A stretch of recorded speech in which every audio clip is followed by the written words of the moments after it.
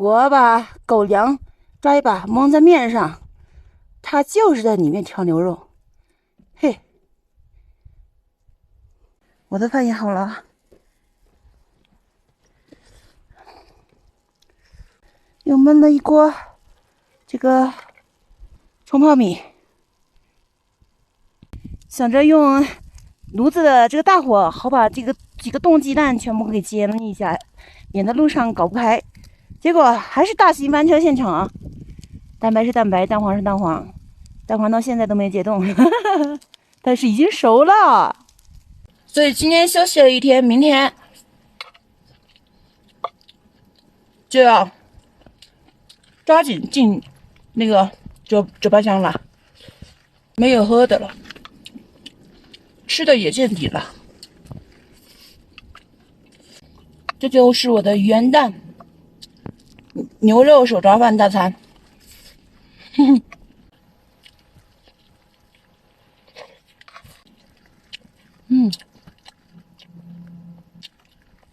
够味儿，牛肉这样子放到锅里面焖了，确实够味儿。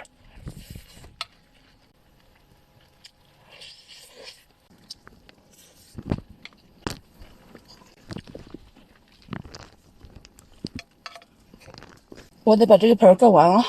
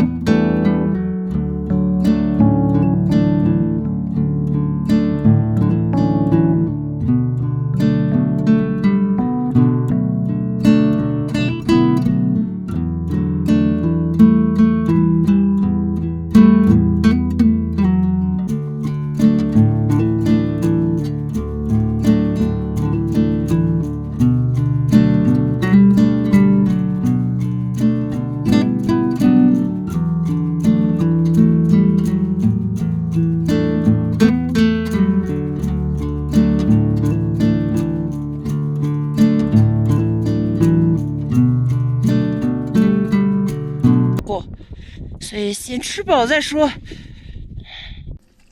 这是用剩下的一点点牛肉汤啊，把这个火鸡面给煮熟了啊。当然，水壶里面还有小半壶水，还可以喝到晚上。好辣呀！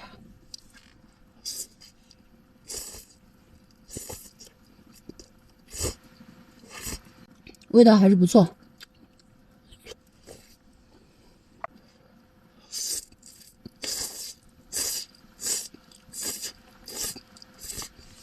现在还有15、6公里，15、6公里，后面它有个这样拐的，对，扭120扭的，我不知道是上坡还是下坡。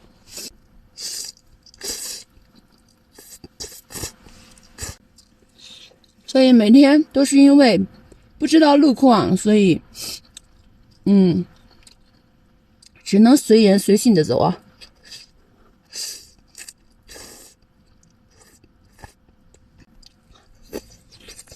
吃一口面，吃口胡萝卜、白萝卜。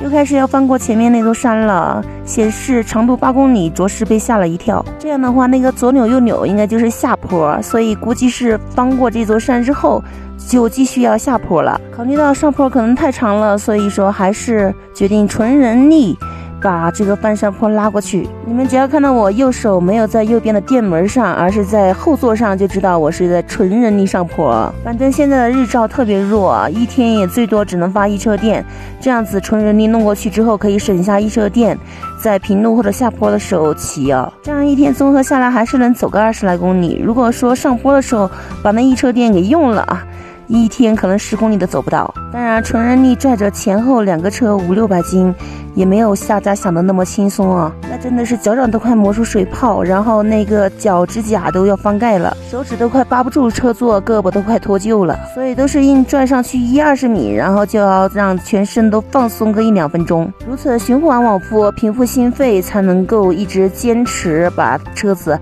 拉到山顶上去啊。已经看得到山口了。我终于爬上来了，哎，终于爬上来了，差不多4-5公里啊，爬了快5个小时，现在7点多了，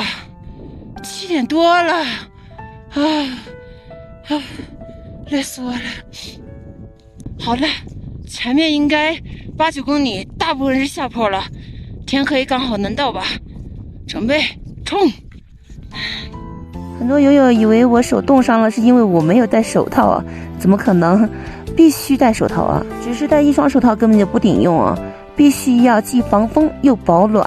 就像我们身体穿着外面的衣服只是能防风而已，我里面还要穿羊毛衫、抓绒、羽绒背心之类的，否则的话身体的温度保不住啊。所以手上也是一样的，我买了3双手套，手上戴的这双是冷库作业手套，能抗-30度，但是不防风，所以说依然手冻得跟冰棍一样。之前戴的皮手套好一点啊，比较防风，但是依然不保暖，因为体感上有吹风的话，体感温度是零下几度，所以说那个手依然是感觉冻在零下几度，冻几个小时。还有一双雪地滑雪手套啊，防风保暖性都还过得去，但是它不透气。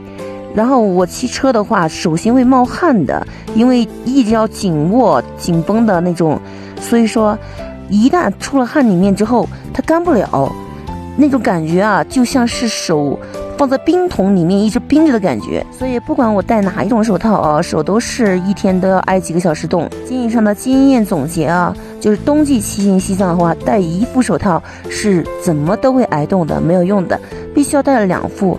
外面那一个一定要皮的防风，然后里面的一个保暖的，最好是羊毛手套之类的啊。然后经常可以出了手汗可以拿到外面来晒一晒。但是我的手套现在几双它都不能套着戴，所以说只能等到进萨卡县之后买一副超级大的皮手套，男士的啊，然后再套1双羊毛手套，就这样啊，滑了1个半小时的坡，没想到直接一下子滑到了折巴乡，下山居然下了200-300米的海拔，手冻僵了2-3次啊，每隔半个小时我就要停下来把手活动一下，要不然的话担心就是手连刹车都捏不住，很恐怖的，所以手的冻疮是越来越严重。我在乡里面转了一圈了，在折巴乡转了一圈，没看到公共厕所。对，医院不有个游客停车公共厕所之类的吗？没看到。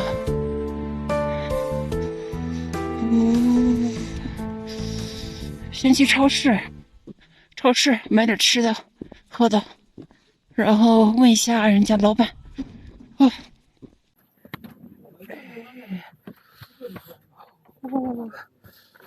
暖和了啊！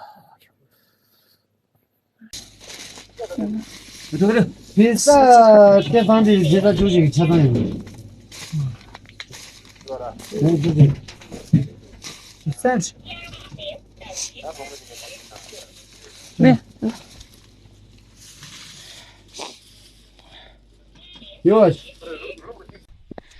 这个厕所就在这儿，我是看不到的，这黑灯瞎火哪看得到？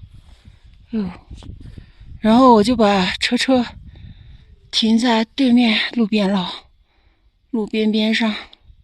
这个巷子进去有饭店呢，当地人都小孩都在那里面吃饭。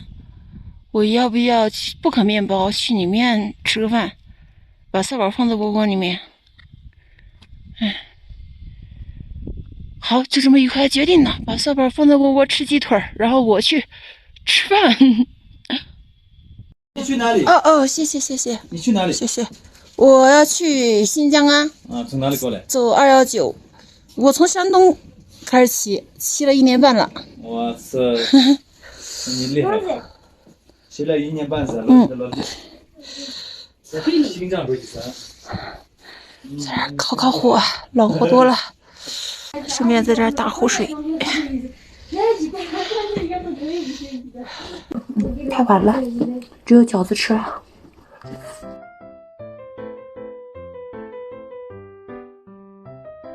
店老板见我好几次了，没想到折巴乡离萨嘎县只有20-30公里了，居然是归吉隆县管。吉隆县过去上百公里呢，所以老板这几天去吉隆县城办事，来回都有看到我在爬坡啊、扎营啊什么的。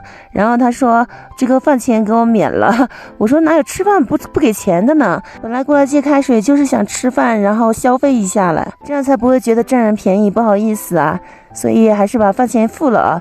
但是说句实话，这个分量怎么吃都吃不饱，而且西藏这片饺子怎么是饺子的皮云吞的馅儿，真的把汤喝完了都还觉得饿。这就是吃完鸡腿的狗。真是半盆水都喝光。是不是还喝完了还舔盆儿，还要再倒点儿。哦，看看，你们以为色板不冷，或者色板傻的，看看，他每天把脚从那个脚套里面，从他的脚筒里面，缩到他的怀里面去啊。这样子，羽绒服的保暖性是很强的，就是被子其实是防寒的，穿着衣服是保暖的。你摸着身上都是热乎热乎的，因为他的衣服够大啊，缩到怀里面去趴着，就暖和，是吧？所以并不是天气不冷，萨宝也不是傻狗哦。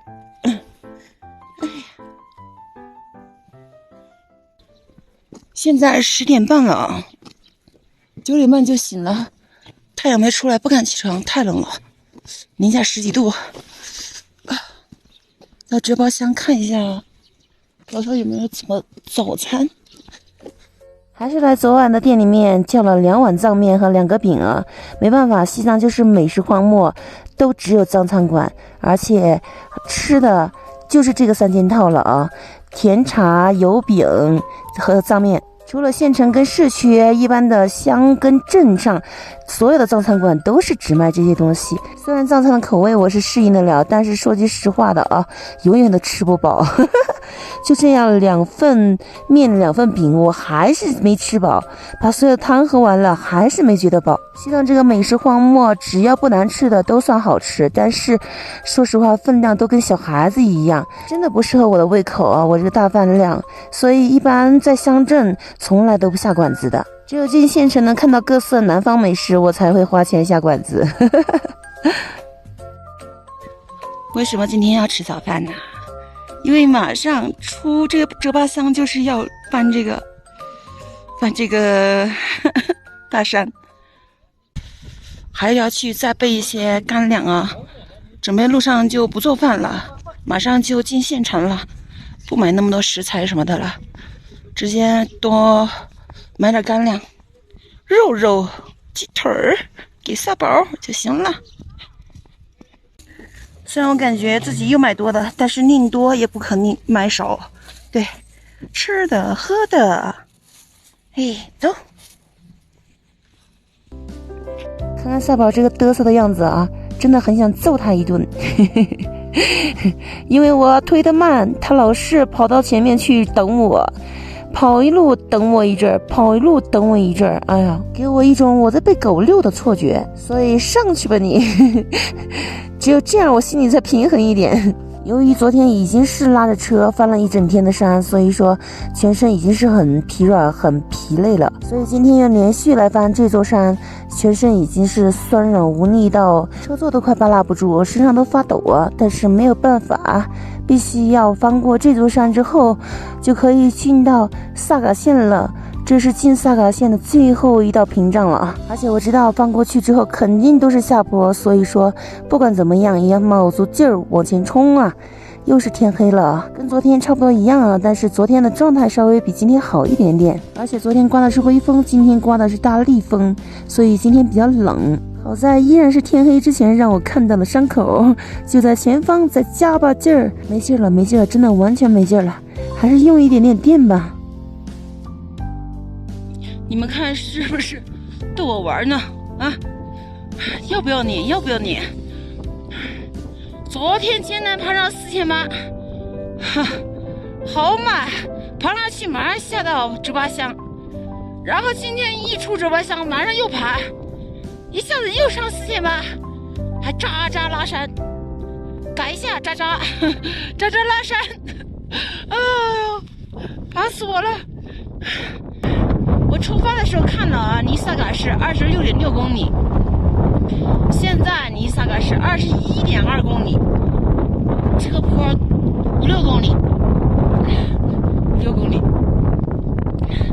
现在跟昨天一样的啊，又是7点多一点，7点多一点点啊！今天还是大逆风，看没？今天还是大逆风，顶着大逆风爬，车到那儿才停得住了，马上又是下坡。一想到下坡，手就开始发抖，手要冻死掉。因为要把住刹车，那个手得保持一个姿势不能动，而且那个手指头只能伸在那儿挨冻。哎呦，下坡！这边翻山路的下坡减速带真的是没完没了啊，可能是要应对冬季雨雪天气，对。但是这种减速带对我的实心胎车轱辘真的是非常大的伤害啊！在山道上看不到车的时候，我会尽量借一下左边的道啊，但是这种弯比较大的时候，我就不敢借道了，所以这个轮胎我就听着到一直吭哧咔哧的，真的是心好慌啊！因为轮胎现在本来就有裂痕了，有些网友老叫我换一种胎啊，换充气胎或者换摩托胎、辐条轮胎什么的啊。我只想说，大家只是靠想象啊，而我是实践告诉我，除了要考虑承重，还有冲撞力。对，不是一个轮胎写着承重300公斤就能拖得动我的车子，而是要他考虑在这种高速下坡的时候，遇到这种减速带以及坑洼的时候，它的轮胎的轮毂冲撞力、辐条的承受力能不能达到1吨到2吨级的冲撞力。我这个是1000公斤的实心胎，拖着我500斤的车还能撑1-2个月，如果是承重300、400公斤的车，你们想一下那个冲撞力到底能够撑几天？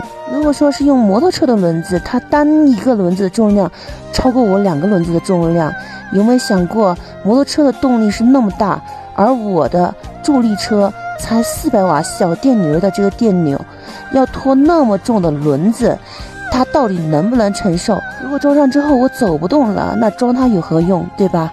所以要考虑我的是小马拉大车，考虑的是我的车的重量以及车子的冲撞力所需要和能用的轮胎，而不是说能装上我车子的轮子我就都可以用，而且都比现在的轮胎好用。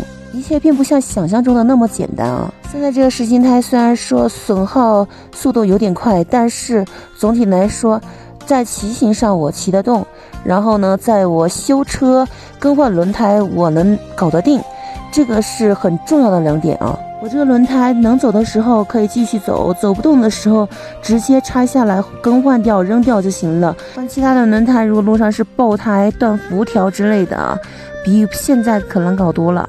好吗？下完了山坡又开始微微的一直下坡，一路下坡下到天黑了。桑旦林村，眼神不好了，晚上刚刚天黑哦，刚刚天黑就到了这个党群服务中心路边这个村子，还有这个村子这儿有个路口，嘿嘿，刚刚一车电骑完了，然后天也刚黑，刚刚好，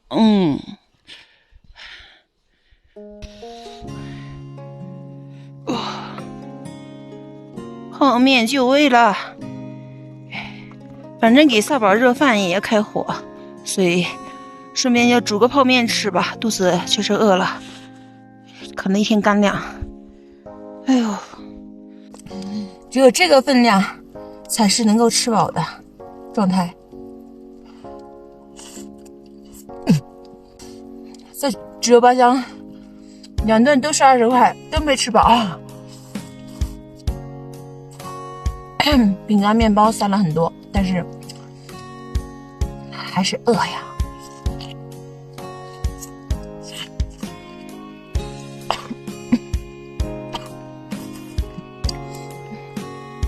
把2个鸡腿都煮了。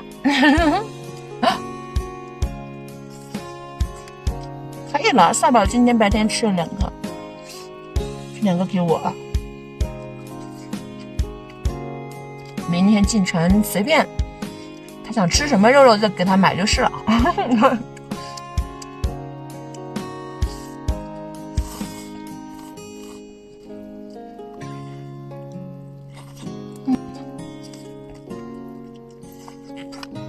为什么要晚上煮泡面呢？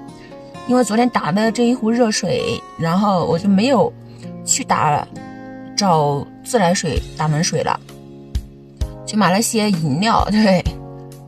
然后今天就想着喝饮料，这个开水也留着煮东西吃嘛。然后可能是喝多了那个解冰的可乐，刚才胃呀老是一搅一搅的。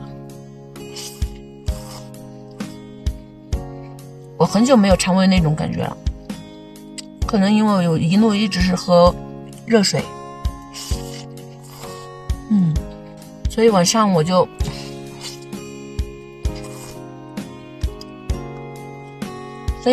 想着一定要煮一口热乎的吃，把胃暖一暖，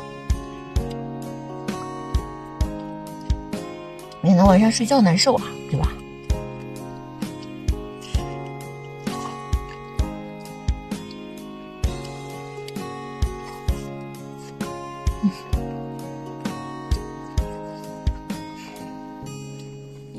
好了，今天视频就拍到这了，拜拜。